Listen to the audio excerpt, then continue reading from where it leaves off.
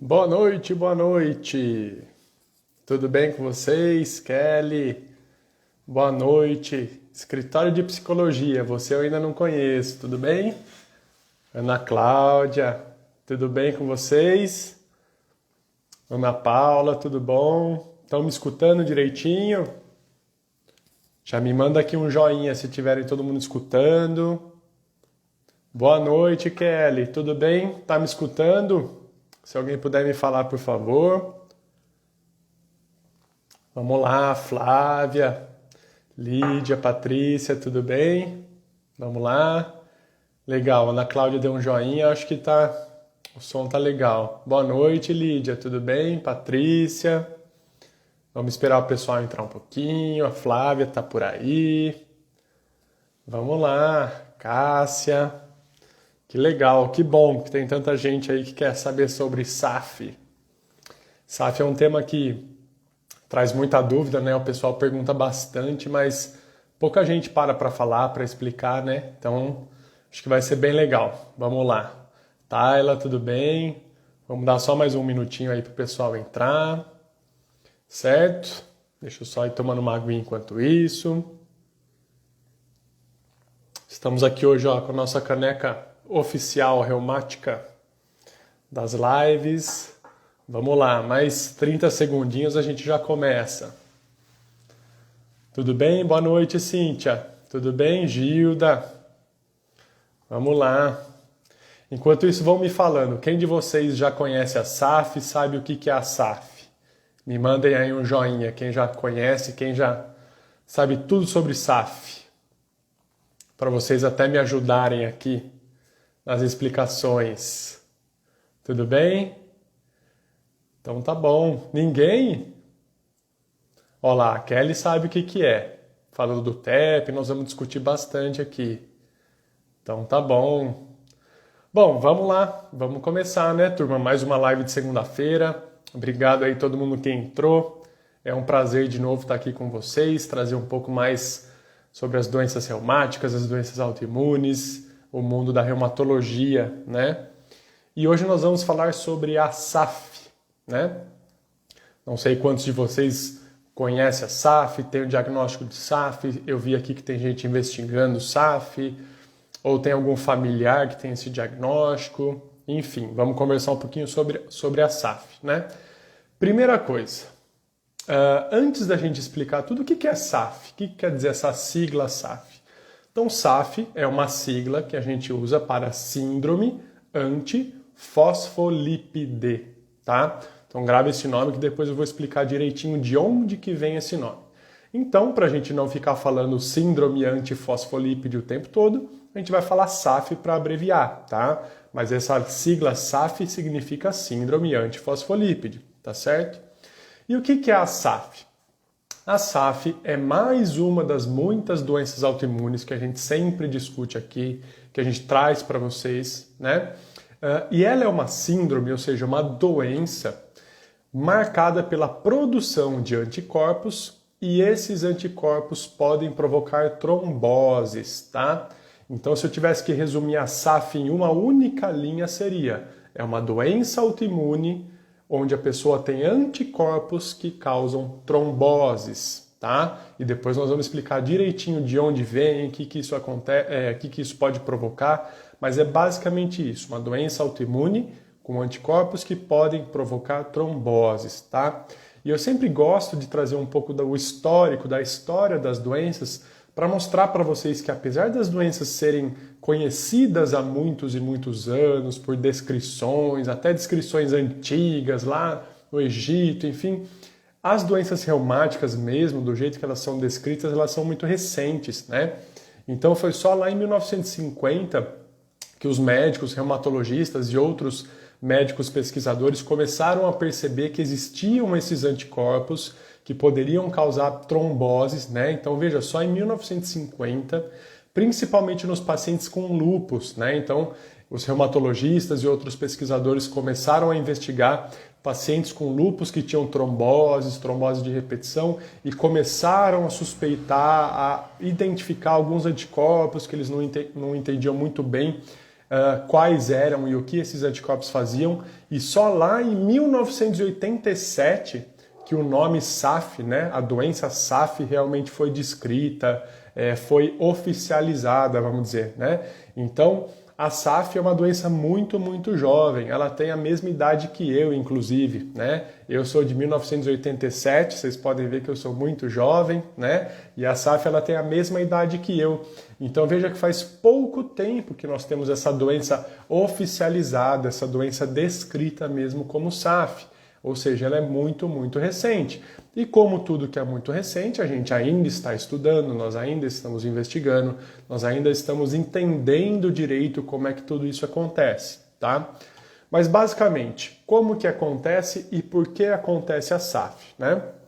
Como todas as outras doenças autoimunes que a gente conversa, a pessoa já tem uma predisposição genética e por algum motivo ambiental, esses genes são ativados e essa pessoa começa a produzir anticorpos, tá? Para quem perdeu aí as outras lives, o que são anticorpos?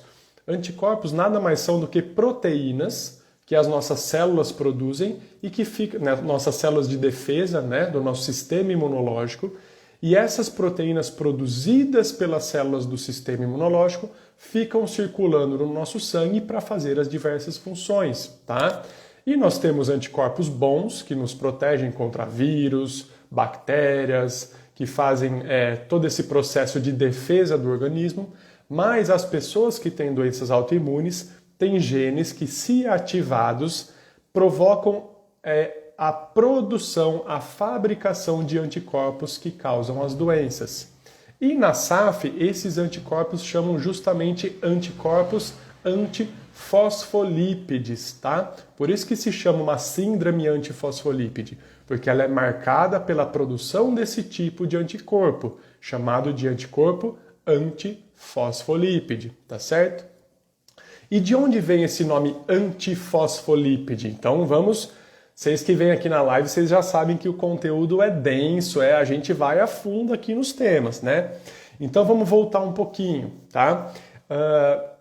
Como é que o sangue circula no nosso corpo? Então, o sangue circula no nosso corpo através de veias e artérias, tá certo? O que são veias e artérias? Veias e artérias são como se fossem canos de tubulação, de uma casa, enfim, né?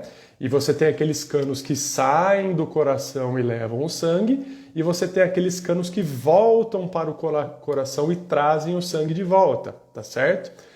Os vasos, os tubos, os canos que saem do coração e levam o sangue para o corpo são chamados de artérias, tá?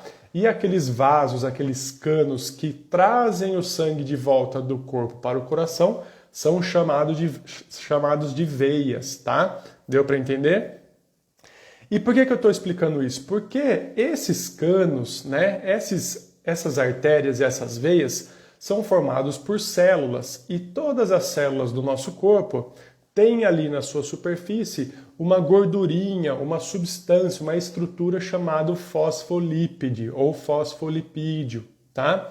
E voltando aqui para a SAF, o que são então os anticorpos antifosfolípides? São anticorpos produzidos pelo sistema de defesa que grudam nessas células que formam os nossos vasos sanguíneos, as nossas artérias e as nossas veias, tá certo?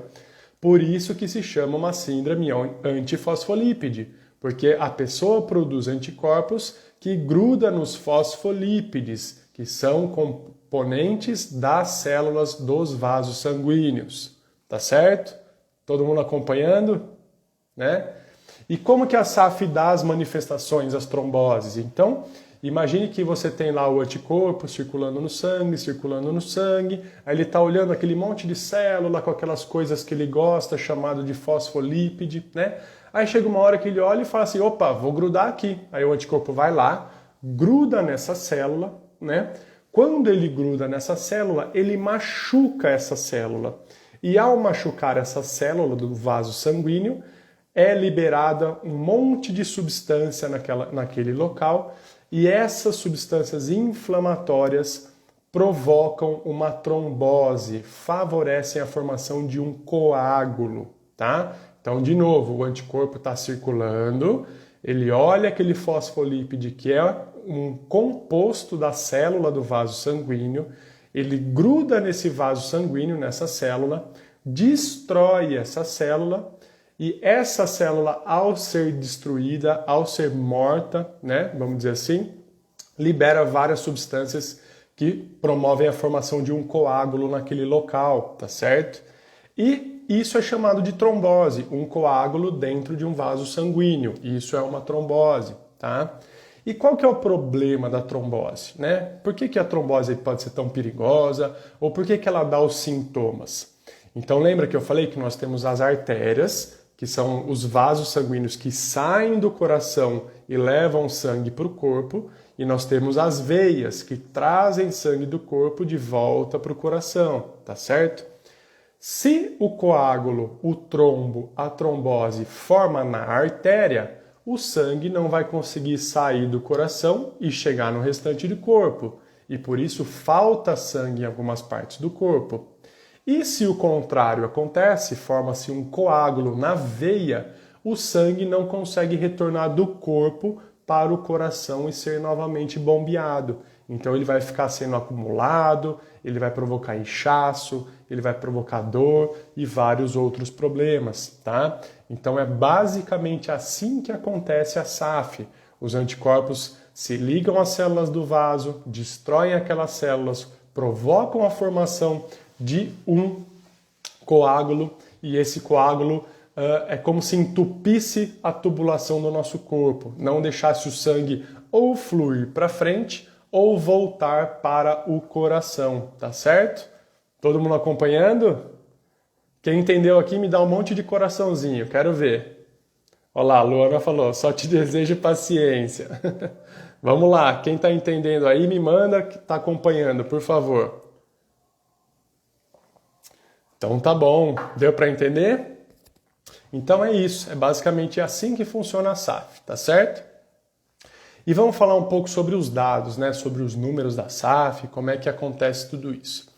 Então a SAF, apesar da gente aqui na Reumato conhecer bastante, conversar bastante, né?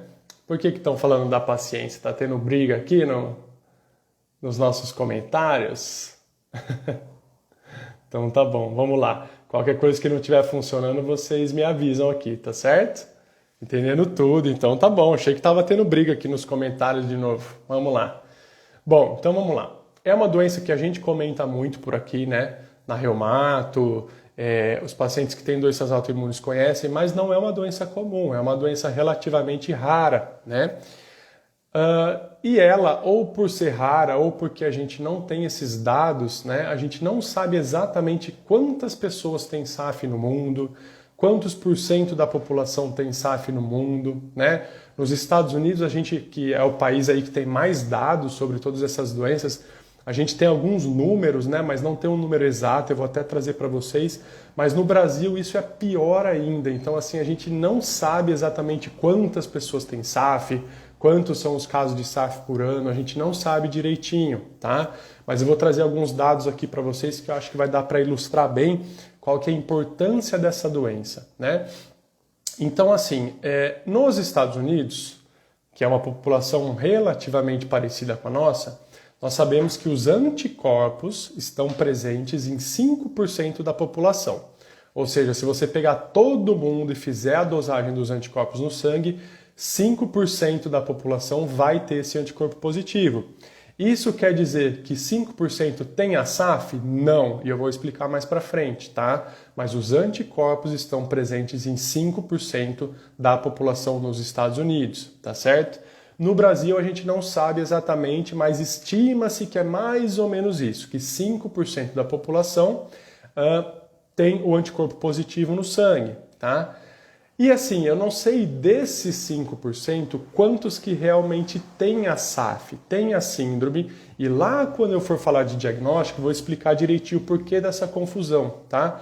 Mas eu tenho alguns dados aqui, então lembra que a gente conversou que o grande problema da SAF é que ela causa tromboses, tanto nas artérias quanto nas veias, e isso pode dar vários sintomas, né, que nós vamos discutir no quadro clínico, né? Entre eles, tromboses, AVC, infarto, aborto, aquelas tromboses na perna.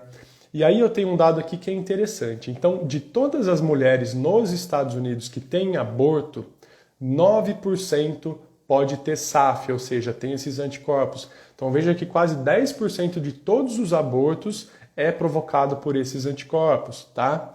15% dos pacientes com AVC têm os anticorpos da SAF. Então veja que você pegar, 100 pessoas que tiveram AVC, 15 vai ser por SAF, ou provavelmente por SAF.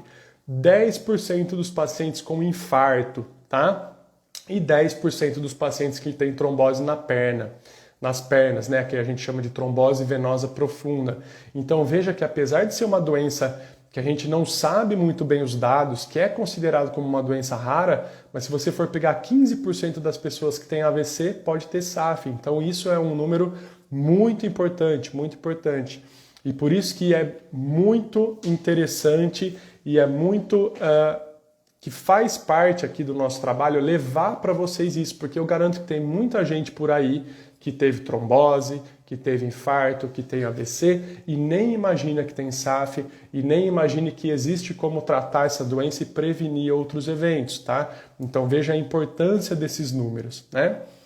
Como a gente falou antes, né, como toda doença autoimune existe um componente genético ou existe uma predisposição genética. E é claro que uma pessoa que tem um familiar de primeiro grau que tem SAF, ela vai ter maior chance de ter SAF, né? Do que uma família, por exemplo, que não tem nenhum caso.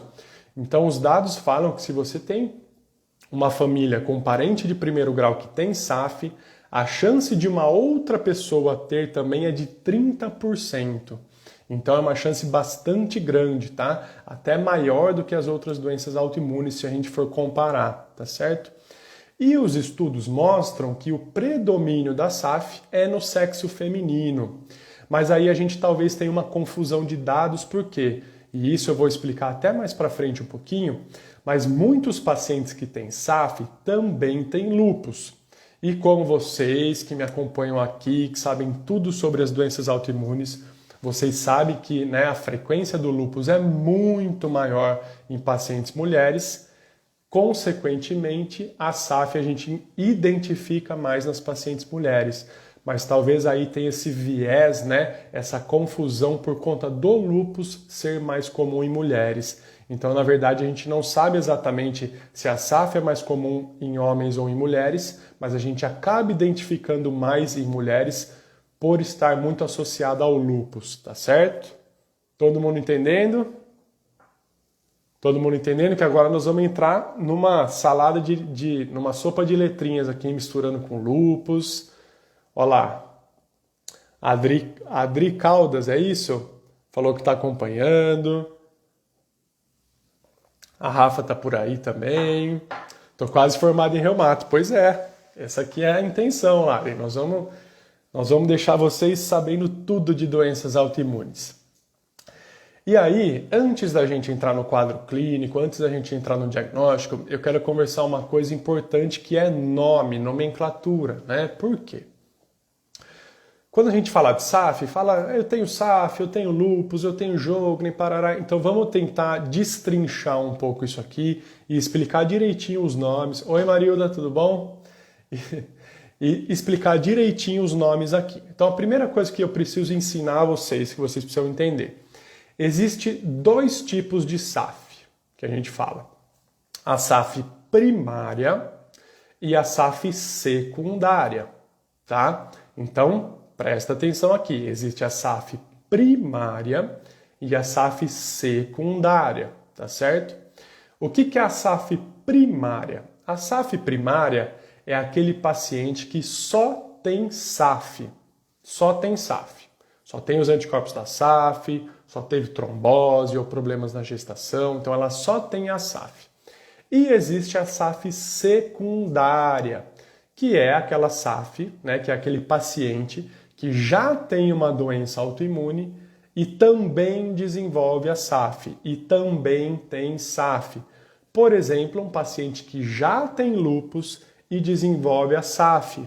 Nesse caso, o paciente ele tem lúpus com uma SAF secundária, tá? Olá, Elaine. Elaine está por aí. Elaine sabe tudo de SAF também.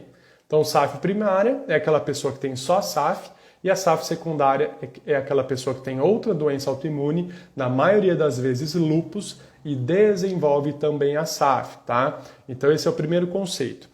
E depois, daqui para frente, nós vamos falar só de SAF primária, tá? Nós não vamos ficar misturando lúpus muito nessa jogada, porque aí fica mais complicado, mais difícil ainda de entender.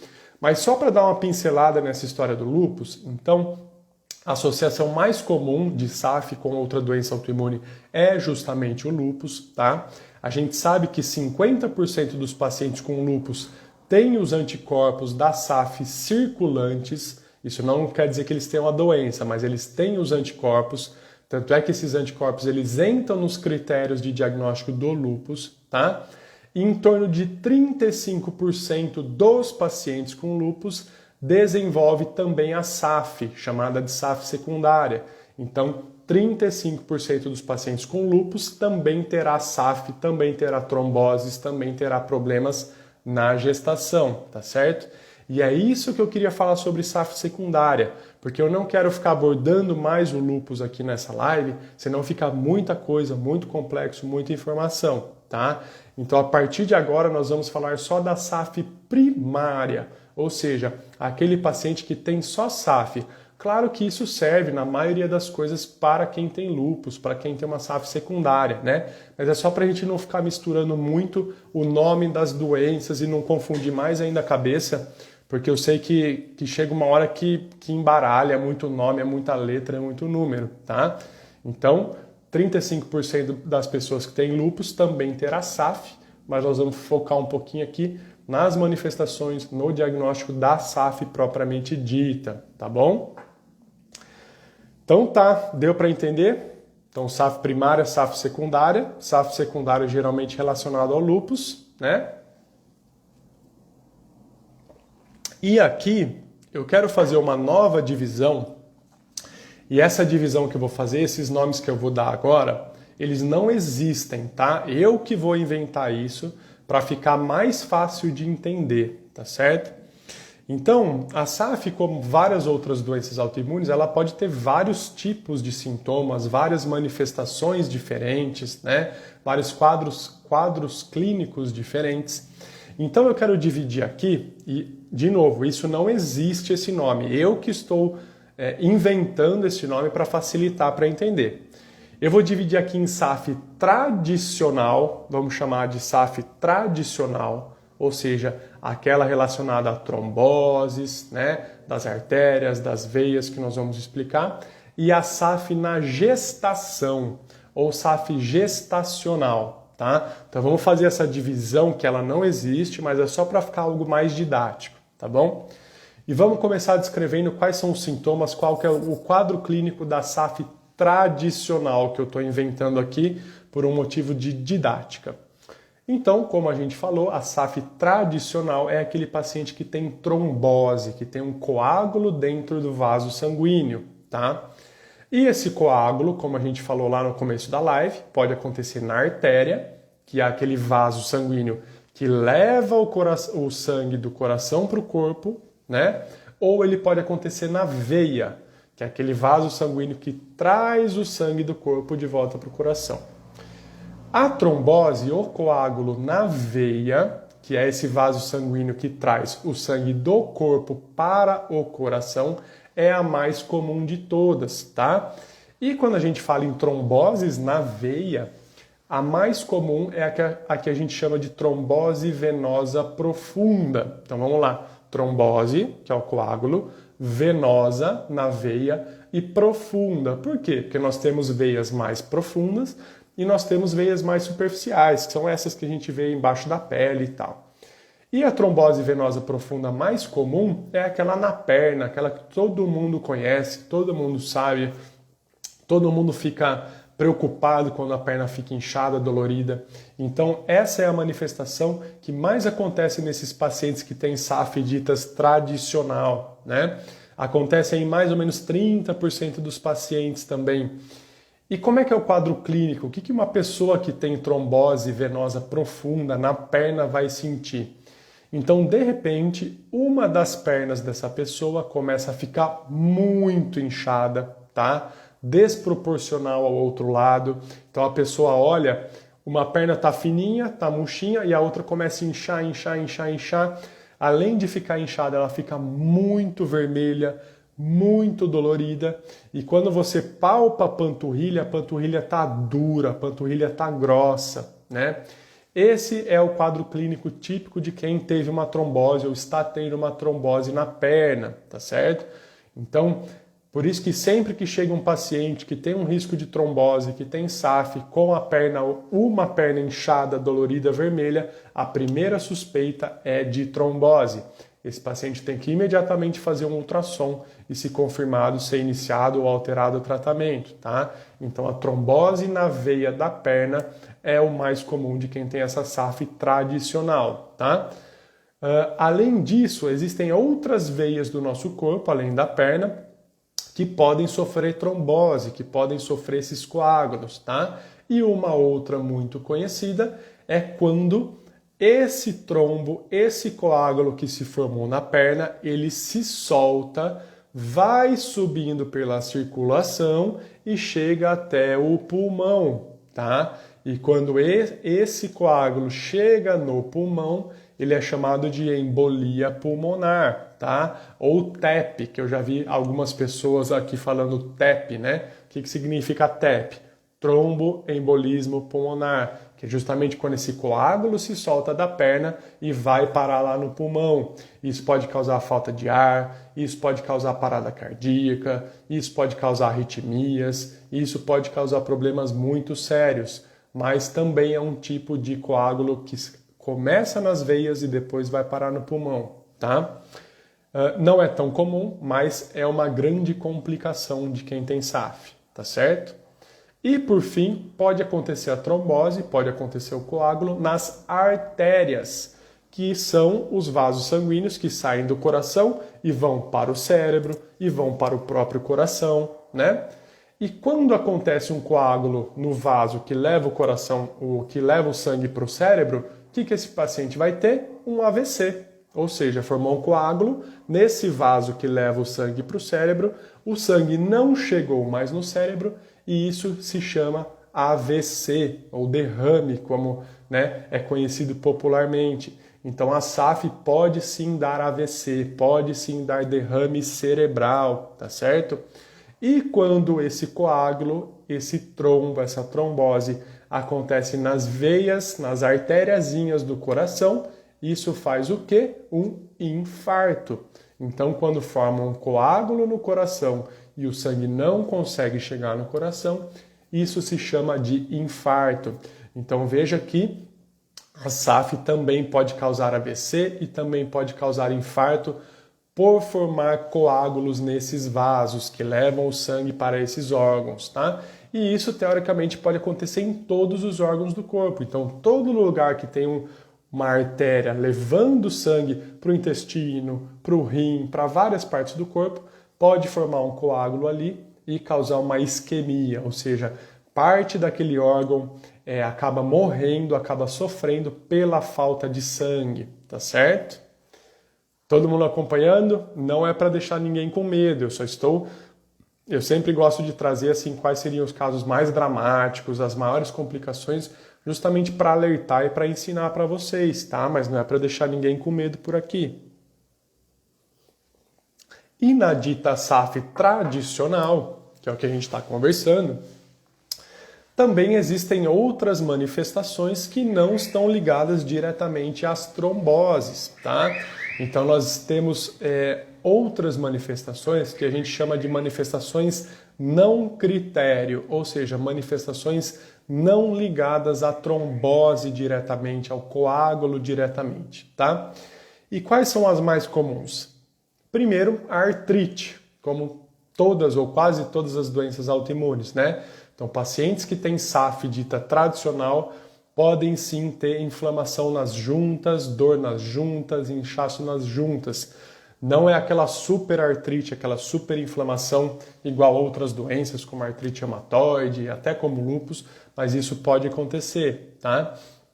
Existe uma outra manifestação muito típica de quem tem SAF, que é o livedo reticular, tá? Infelizmente eu ainda não consigo pôr foto aqui para vocês, o meu Instagram ainda não atualizou, porque eu queria mostrar o livedo para vocês. Mas o que é o livedo? O livedo, por conta dessas alterações nos vasos sanguíneos, desses anticorpos que estão circulando, que estão atacando os vasos sanguíneos, a pessoa que tem SAF, ela desenvolve uma cor, uma coloração diferente da pele.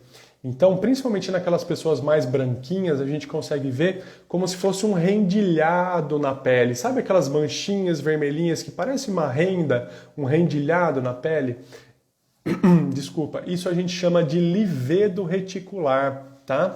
E isso é muito característico de quem tem SAF, é muito característico de quem tem esses anticorpos circulantes. Então, às vezes o paciente entra no consultório, né, tá assim de shorts, de blusinha curta, tal, a gente bate o olho na pele e já fala, eu acho que esse paciente tem os anticorpos, eu acho que esse paciente pode ter SAF, porque é algo muito comum. E isso é muito comum também em pacientes que têm lúpus, né? Não sei quantas de vocês aí têm lúpus ou conhecem alguém que tem lúpus, mas é muito comum você ver as pessoas que têm lúpus com esse rendilhado, como se fossem umas manchinhas na pele, né? Chamado de livedo reticular. Por quê? Muitas pessoas que têm lúpus também têm esses anticorpos da SAF.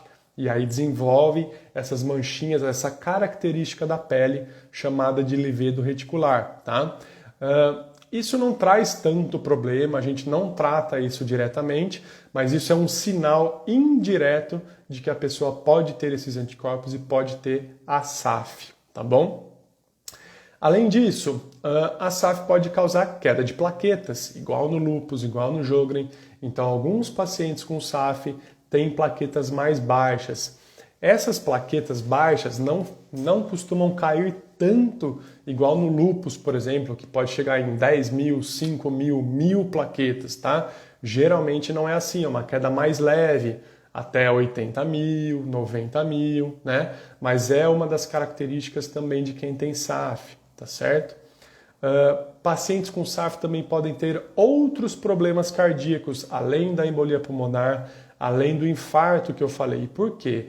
Esses anticorpos também podem atacar e destruir o coração por dentro, nas válvulas cardíacas, né? Então, dentro do nosso coração nós temos 4 válvulas, que como o próprio nome diz, funciona aí para regular o fluxo de sangue, para onde vai e tal. E essas válvulas podem ser atacadas pelos anticorpos da SAF e serem destruídas e causar problemas cardíacos, tá?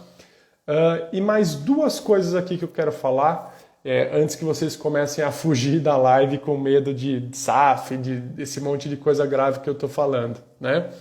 Então, uma das coisas que também pode acontecer em pacientes que têm SAF são as lesões neurológicas, principalmente levando à demência, né?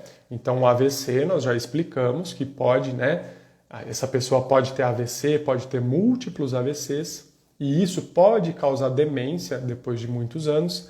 Mas além do AVC direto, esses anticorpos também podem se ligar diretamente no cérebro e causar demência nesses pacientes. Então a gente sabe que pacientes com SAF têm uma chance um pouco maior de ter demência quando forem mais idosos, tá? Então isso pode acontecer tanto pelos AVCs de repetição, mas também por uma ação direta dos anticorpos, tá?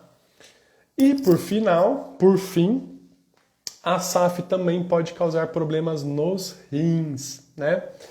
E por que eu estou trazendo isso aqui? Então, a SAF, ela pode causar, lembra que eu falei? Pode causar esses coágulos, essas tromboses em todas as partes do corpo por onde passa sangue. E o rim é um órgão onde passa muito sangue. Então, não sei quantos de vocês assistiram a nossa última live sobre nefrite lúpica, que foi uma live muito legal. Quem não assistiu, tá salva no perfil, depois corre lá que nós falamos muita coisa, como é que funciona o rim, como é que é a nefrite, foi bem legal. E voltando, o rim é um órgão onde passa muito sangue. E os pacientes que têm SAF podem ter trombose dentro do rim, tá certo? E por que eu estou falando isso? Porque às vezes, e eu falei da nefrite lúpica, às vezes, lembre-se que 30% dos pacientes que têm lúpus também têm SAF. Às vezes nós estamos lá acompanhando um paciente que tem lúpus e SAF, começa a ter problema no rim, alteração no exame de urina, a gente vai lá, acha que é uma nefrite lúpica, começa a tratar como uma nefrite lúpica. Aí vai lá, faz pulsoterapia com corticoide, com ciclofosfamida, e quando você acha que aquele paciente vai melhorar, ele não está melhorando, né? E na verdade, se fosse mesmo só uma nefrite lúpica, era para ir melhorando com o tratamento.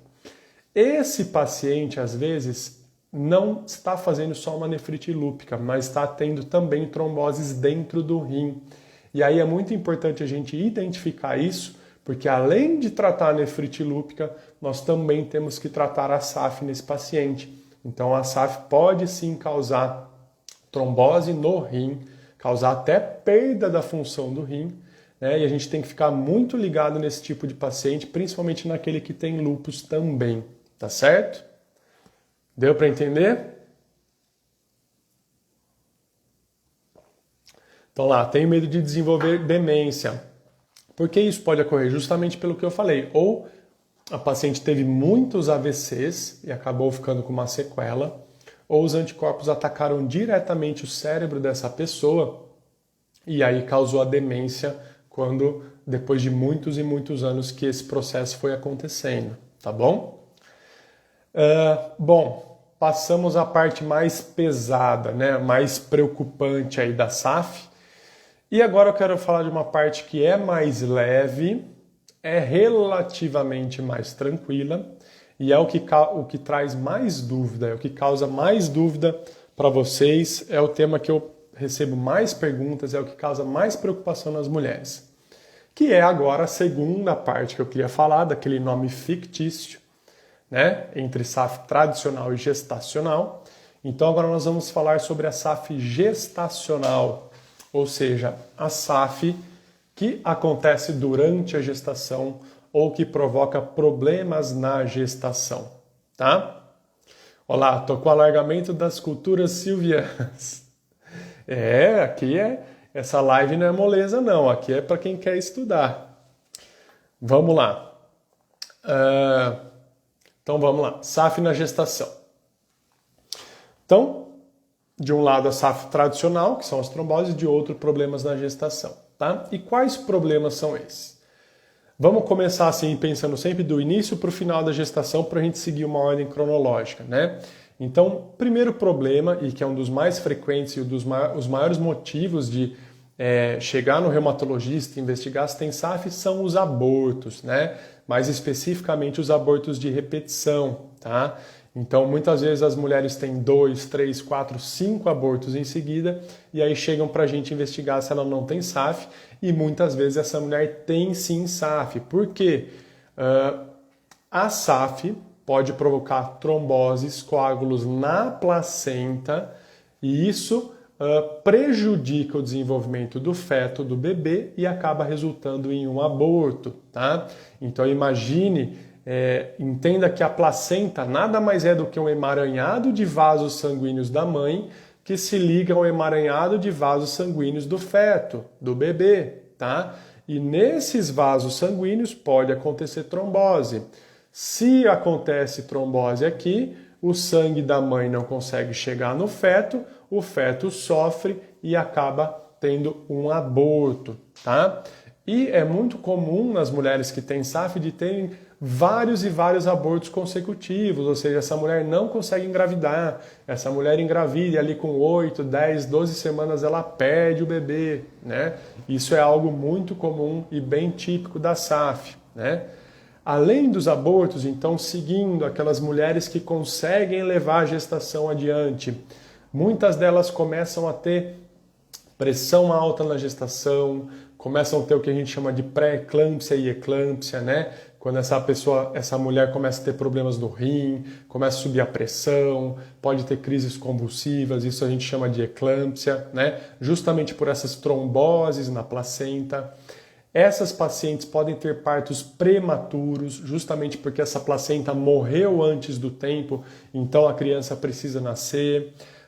Muitas dessas mulheres têm filhos pequenos, né? Filhos que a gente chama de restrição de crescimento dentro do útero, justamente porque está chegando pouco sangue pela placenta por conta desses coágulos, né? Muitas dessas pacientes têm problemas de pouco líquido amniótico, né? Pouco líquido na bolsa durante a gestação, também porque está chegando pouco sangue. Então, todas essas são manifestações que podem acontecer nessas pacientes que têm a chamada SAF gestacional, tá? Deu para entender? Então é basicamente pela formação de coágulos na placenta, pela dificuldade do sangue da mãe chegar no feto, e isso pode dar no começo da gestação tanto provocar os abortos, quanto mais para o final da gestação fazer com que essa criança, esse bebê cresça menos, fazer com que essa criança nasça prematuramente, fazer com que a bolsa de líquido em volta da criança tenha pouco líquido, o que pode ser prejudicial para a criança e assim por diante, tá? Mas veja que tudo isso acontece pela trombose na placenta, tá certo? Mas não só pela trombose na placenta. Então lembre-se lá no começo da live que a gente falou que a SAF também é uma doença autoimune e como todas as doenças autoimunes existem várias substâncias inflamatórias, vários anticorpos circulando no sangue e essa inflamação também pode contribuir para esses problemas na gestação. E essa inflamação, esses anticorpos também podem dar algumas disfunções, podem desregular um pouco os hormônios da gestação, E isso também pode provocar abortos, partos prematuros e tudo isso que a gente conversou, tá bom? Olha lá, a Rafa falou aqui, SAF é só para quem já está grávida? Não, lembra que nós dividimos em SAF tradicional, que é aquela pessoa que não está grávida e tem trombose, AVC, infarto, e agora nós estamos falando sobre a SAF gestacional, ou seja, pessoas que não têm trombose na perna, pessoas que não tiveram AVC, não tiveram infarto, mas têm os problemas na gestação. Deu para entender? Isso que eu queria dividir. Então tem a chamada SAF tradicional, que é uma pessoa que não está grávida, um homem que tem essas tromboses na perna, no cérebro, um AVC, um infarto, tá? E temos a SAF gestacional, que é uma mulher que está grávida ou quer ficar grávida, tá? Essa mulher não teve trombose na perna, essa mulher não teve AVC, essa mulher não teve infarto e vai ter os abortos ou os problemas na gestação. Então a gente tem que dividir esses dois tipos de doença, vamos dizer assim, porque o tratamento é diferente, tá certo? Deu para entender? Então esse é o quadro clínico, tá? Vamos avançando aqui, senão não vai dar tempo da gente discutir tudo. Quem tem alguma pergunta aí sobre o quadro clínico, vai mandando enquanto eu tomo uma aguinha, que aí eu já respondo. Certo? Então tá bom. Então quem puder aí dar bastante coraçãozinho. Hoje eu comecei empolgado porque eu tinha tomado a Coca-Cola com café, nem pedi para vocês compartilharem a live com alguém. Então quem puder agora, manda para alguém no aviãozinho, vamos tentar chamar bastante gente. Teve uma hora que a gente bateu ali 60 e poucas pessoas, isso é muito legal, né? Considerando que é um tema aí tão específico, tão delicado que pouca gente conhece, né? Então vamos falar sobre o diagnóstico, tá? Então já falei como é que é essa doença, por que ela acontece, né? O quadro clínico que ela pode dar, quadro clínico em pessoas que não estão gestantes, o quadro clínico em outras pessoas que estão gestantes ou querem engravidar, né? E como é que a gente faz esse diagnóstico? Então o diagnóstico ele é baseado em duas partes principais. A primeira parte, igual nós falamos, é o quê? Justamente a presença desses anticorpos no sangue. Então a gente tem que fazer os exames dos anticorpos e pelo menos um deles tem que estar positivo. E eu já vou explicar alguns detalhes aqui, tá? E a segunda parte para a gente fazer o diagnóstico é justamente o paciente ter tido ou uma trombose ou um problema na gestação. Então pense nesses dois tipos de doença que eu fiz, né? Para ter a SAF é obrigatório ter os anticorpos, e aí esse paciente que tem o anticorpo, ele vai ter a doença se ele tiver uma trombose, se ele tiver um infarto, se ele tiver um AVC ou se ele tiver um desses problemas na gestação que a gente conversou, tá? Então veja que só ter o anticorpo circulando, só ter o exame de sangue positivo, sem ter nenhuma trombose, sem ter nenhum aborto, sem ter nenhum problema na gestação, isso não é SAF, tá? Isso não é SAF, certo?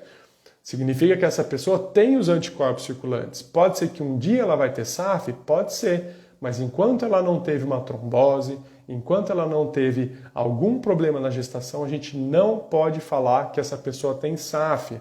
E lembre-se a hora que eu estava falando lá no lúpus, que esses anticorpos da SAF também são muito comuns em pessoas que têm lúpus, né? Inclusive, eles entram no critério diagnóstico do lúpus, tá? Então, só ter um anticorpo no sangue não significa que você tem SAF. Você tem que ter a clínica da SAF. Você tem que ter tido uma trombose. Você tem que ter tido um problema na gestação, tá certo? E aí, como é que a gente faz? Então, essa parte de dosagem de anticorpos é importante. Então, esses anticorpos a gente pesquisa por exames de sangue, tá? E existem 3 anticorpos principais. Um chamado anticoagulante lúpico, outro chamado anticardiolipina e o outro chamado, presta atenção aqui, esse nome é grande, mas é o anti-beta-2 glicoproteína 1, sopa de letrinhas, né? Então tem anticoagulante lúpico é um, anticardiolipina é outro e o anti-beta-2, vamos abreviar assim. Esses são os 3 principais anticorpos da SAF que a gente pesquisa pelos exames de sangue, tá? Mas aqui tem um detalhe muito importante. Então, muitas vezes e muitas pessoas fazem a pesquisa e vem lá um resultado inconclusivo ou vem lá um número que é considerado como fraco reator ou fraco positivo, tá? É importante destacar aqui que a gente só considera como positivo aquelas pessoas que têm o resultado num número alto, acima de 40, ou se é considerado como forte positivo, tá? Aquele paciente que tem um número abaixo de 40 no exame de sangue, ou aquele paciente que tem um exame que vem lá como fraco positivo ou intermediário, a gente não considera como positivo, tá? Então não basta ter o anticorpo, você tem que ter um número alto, você tem que ter um forte positivo, tá? E um outro detalhe muito importante, para a gente falar que esse paciente tem um anticorpo e tem SAF, esse exame de sangue dos anticorpos ele tem que ser positivo 2 vezes com um intervalo de 3 meses entre esses exames, ou seja, colheu um agora, veio forte positivo, veio um número acima de 40. Daqui 3 meses eu vou colher de novo o mesmo exame. Se ele vier de novo positivo, acima de 40, forte positivo, aí sim eu falo que essa pessoa tem o anticorpo, que essa pessoa pode ter SAF. Se não for assim, a gente não pode falar que essa pessoa tem SAF. Então isso causa muita dúvida. Às vezes chega uma mulher que quer engravidar com um exame pouquinho alterado, só uma vez a gente fala, opa, peraí, nós precisamos investigar melhor, precisamos repetir esse exame, precisamos ver direitinho o que está acontecendo para ver se realmente é uma SAF ou não, tá? E lembrando, os exames principais são esses 3, anticoagulante lúpico, anticardiolipina e o anti-beta-2, tá? Certo? E além desses exames positivos, tem que ter tido ou uma trombose ou um problema na gestação, tá? E aqui eu quero fazer um parênteses para a gestação. O que a gente considera como problema na gestação, né? Um parto prematuro de 8 meses? Não, a gente não considera, né? Ou a pessoa teve um aborto com 5, 6 semanas no comecinho da gestação? A gente também não considera. Então, para a gente considerar como um problema na gestação pela SAF, é preciso ter tido um aborto depois de 10 semanas. O que é 10 semanas de gestação? 2 meses e meio, tá? Ou 3 abortos antes de 2 meses e meio de forma consecutiva, ou seja, a pessoa tem que ter 3 abortos seguidos, tá? ou um parto prematuro abaixo das 34 semanas, agora de cabeça eu não vou conseguir calcular quanto que é 34 semanas, mas é abaixo ali dos 7 meses, tá? Ou ter tido aqueles problemas que a gente falou, né? A placenta envelheceu muito rápido, tinha trombose na placenta depois do nascimento, a criança nasceu muito pequena, enfim, esse tipo de coisa. Aí sim a gente considera. Agora, aquela mulher que engravidou pela primeira vez, teve aí 1 mês de gestação, 1 mês e meio, o primeiro aborto, isso ainda não é considerado como possibilidade de SAF, tá certo? Deu para entender todo mundo? Todo mundo entendendo? Vamos que eu quero passar para o tratamento aqui, que eu já tenho 8 minutos só, para variar. O Instagram, eu acho que ainda não me liberou live de 4 horas. Mas a hora que liberar a nossa live de 4 horas, aí vai ficar interessante o negócio aqui. Quero ver quem é que vai conseguir acompanhar, né? Deu para entender o diagnóstico? Então pense sempre. Anticorpo positivo, né, nessas características que eu falei, e aí tem que ter tido ou uma trombose ou um problema na gestação. Se você tiver, né, fazer o tiquezinho em tudo isso, você pode ser considerada como SAF, tá? E aí como é que a gente vai tratar? O tratamento também é dividido naquelas pessoas que é a SAF tradicional, que é da trombose, e a SAF gestacional, que é a SAF da gestação, né?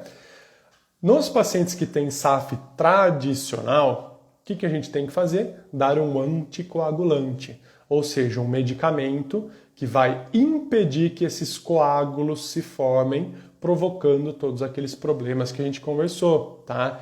E na SAF só existem 2 tipos de anticoagulantes que podem ser usados, tá? Um é o famoso Marevan, que todo mundo conhece, e o outro é o Clexane, a enoxaparina, que é aquela injeção que deixa a barriga toda roxa, tá?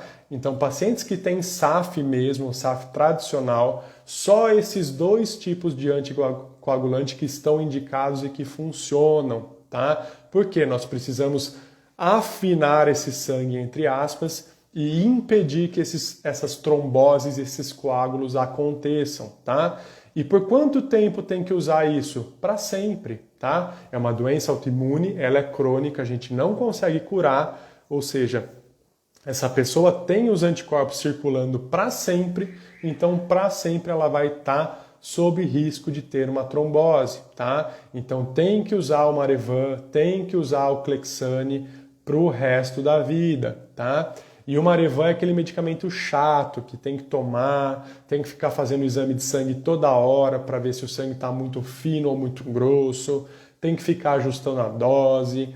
Quando a pessoa come uma coisa diferente, principalmente coisas verdes, né? Alface, rúcula, brócolis, isso desregula tudo, é uma coisa bem chata. A gente mais pra frente pode até fazer uma live explicando melhor como é que funciona aí o Marevan, né? Mas é basicamente isso, tem que usar o Marevan pro resto da vida ou a injeção pro resto da vida. Claro que a injeção, o problema é ficar aplicando e ela é muito cara, então geralmente a gente passa o Marevan mesmo, tá? E lembrando aqui só um parênteses, existem esses novos anticoagulantes, né?